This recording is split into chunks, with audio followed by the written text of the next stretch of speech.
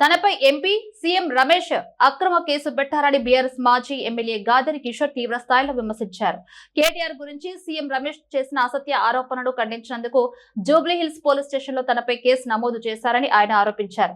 ఈ సందర్భంగా గాదరి కిషోర్ మాట్లాడుతూ బీజేపీ కాంగ్రెస్ పార్టీలు కలిసి కుమ్మక్కై తనపై ఎన్ని కేసులు పెట్టినా భయపడేది లేదని స్పష్టం చేశారు. మా పార్టీ నాయకుల గురించి పిచ్చి పిచ్చి వ్యాఖ్యలు చేస్తే సీఎం అయినా ఎంపీ అయినా తప్పకుండా తిప్పి కొడతాను అని ఆయన హెచ్చరించారు. విచారైనటువంటి సీఎం రమేష్ ఇష్టం వచ్చినట్టుగా అనుచిత వ్యాఖ్యలు చేసేటువంటి సందర్భంలో మా నాయకుని, మా వర్కింగ్ ప్రెసిడెంట్ని ఎట్లా మాట్లాడుతావు నువ్వు, ఇది సరైన పద్ధతి కాదు అని చెప్పేసి ఆయన వ్యాఖ్యలను ఖండిస్తూ నేను చేసినటువంటి ప్రెస్ మీట్లో విమర్శలను సాకుగా చూపిస్తూ జూబ్లీహిల్స్ పిఎస్లో కేసు పెట్టడం సీఎం రమేష్ గారు.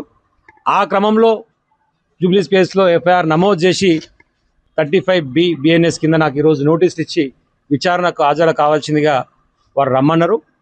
సరే, భారతీయ చట్టాల మీద గౌరవంతో 10 సంవత్సరాలు తుంగతుర్తి నియోజకవర్గ ప్రజల ఆశీర్వాదంతో శాసనసభ్యులుగా చట్టసభలో పనిచేసినటువంటి వ్యక్తిగా చట్టాలను గౌరవించాల్సినటువంటి బాధ్యత ఒక భారతీయ పౌరునిగా నా మీద ఉంది. కాబట్టి 100% వారికి సహకరించడానికి సిద్ధంగా ఉండి ఈరోజు జూబ్లీహిల్స్ పిఎస్ పోవడం కోసం బయలుదేరుతా ఉన్నాం. అక్కడ విచారణ జరిగిన తర్వాత మళ్ళీ ఈ అంశానికి సంబంధించి ఏం జరగబోతా ఉంది, ఏం చేయబోతా ఉంది అనేటువంటి విషయంలో మేము మాట్లాడడం జరుగుతుంది.